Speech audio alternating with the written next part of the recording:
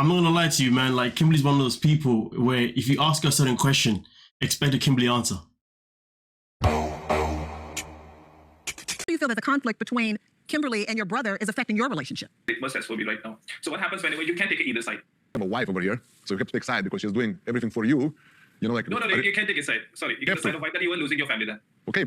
Well, she's your newly formed family. That's what I'm saying. It's a newly formed family. You choose her, she chooses you. Pay attention to what you have.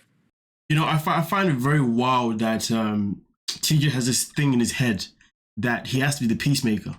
Like, bro, you can't make everybody happy. Sometimes in life, you have to pick a side. And to be honest, when it comes to this situation, 100%, you got to pick the side of your wife because you decided to marry her. And because you decided to marry her, that means you see a future with her and you see her being a part of who you are.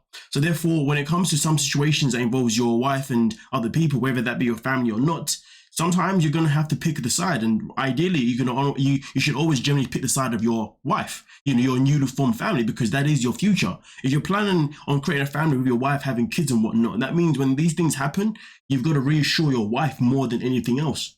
You see what I'm saying? And I feel like that is something that a lot of people ignore because, to be honest with you, I've been in relations before where, you know, the person I've been with has picked their family over me. You know what I mean? Or has tried to be a peacemaker. It's like, that don't make no sense. Personally. Now, like I said before, it's subjective dependent on the situation. It depends on obviously what the context is, of course, you know, and obviously that's always going to play a very key part. But when it comes to TJ and Kimberly now, it is very clear that she's somebody that seeks reassurance a lot of the time. You know, she needs that, you know, because when she doesn't have that, she feels very insecure within herself, and therefore she ends up being Kimberly, which is not pretty to watch, not pretty to experience, and it's utterly nothing but disgusting. So, you know, end of the day, I've always said that when it came to their relationship, he did a very, very poor job of trying to maintain their relationship. He did a very poor job of trying to get to know how she is, what her triggers are, and how to prevent them, and also, most importantly, how to handle them when they happened. And whenever they happened, instead of handling them, it would disappear. She would disappear. You know what I mean? They would not see each other for like 3 days or something like that. I don't know, like, or 24 hours or whatever, or 48 hours or whatever. Because there was a lack of communication and there was a lack of intelligence of getting to know each other. And that is a big problem in all our relations. People just don't know each other. But hey. Yeah. I think at first I had to suck up. Yash, do you believe that Kimberly is a good wife for your brother? But my brother decided and Kimberly will decide this. And that's not my part. And at least she should not clash with me. To be fair, that is a very, very good answer. Very respectful answer, to be honest with you. You know, rather than saying yes or no, no, this has nothing to do with me. I like that, you know, because to be honest, when it comes to relationships, you know, I genuinely believe that the decisions that are made are between the two people. Okay, fair enough, you can go and seek advice from XYZ, you know, but sometimes getting advice from outside people may not necessarily be the best thing. That's why it's important that when you're in a relationship, you get to know the person you're with. Like I said before, a lot of people don't do that, you know, but if you can get to know the person that you're with, then you would know how to communicate certain things in certain ways. And therefore you can even decide whether or not your relationship is worth having or not. You know, but a lot of people would like to avoid that and still get married anyway, which is just wild because let's not act as if it's just the people on 90 Day Fiancé who get married even though their relationship is absolute upside down. No, there are plenty of people in this world, sadly, who get married even though their relationship is upside down. It's like, wow, what is wrong with the world? What is wrong with people, you know? But people just think that sometimes if I get married, it will fix everything because at least it will give me clarity that this person wants to be with me. Sometimes people think having a child will make us better because at least it's a part of us. Like, yo, no. If you was never good together before marriage, don't get married. If you was never good together before kids, don't have kids.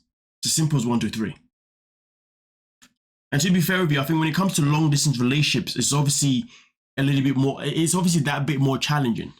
But that's why I feel like even in a long distance relationship, maybe you should take even longer time getting to know somebody. You know? It depends on your situation. It depends because sometimes in long distance relationships, you do have the opportunity to go and still live with that person for like a duration of time that is long enough. So it really matters. So it does matter, obviously, depending. Do you know what I mean? But I just think with these two, the biggest clash. If I was to pick 2 clashes right now, the 2 biggest clashes here, no, 3 of them.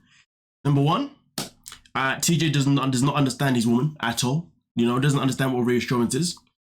Number 2, Kimberly just refused to accept or even learn or even acknowledge his culture in any way whatsoever. You know what I mean?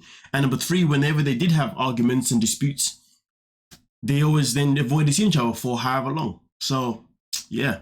Is there anything you regret or you want to apologize for? Do you think you did anything wrong? I'll apologize for the tone. But I needed that. I needed to say things how I felt. I needed to do things exactly the way it was done. Yash cornered her so much. I think he's pressuring her too much. You don't necessarily mean it that way. And I think that's where most of our trouble comes in. That's the thing. Maybe she didn't get along with Yash because they're both very similar. What she doesn't like about him, she's very much the same way. Kimberly, Yash said that you had much ego. What is your response to that? I think everybody has an ego. So both Yash and I are very blunt, and we seem aggressive whenever we talk, but we don't necessarily mean it that way. Very confrontational, and she's condescending. I'm not gonna lie to you, man. Like, Kimberly's one of those people where if you ask her a certain question, expect a Kimberly answer. Is anything that you regret? My tone. But I agree with what I did though, because I needed to do that to learn from it.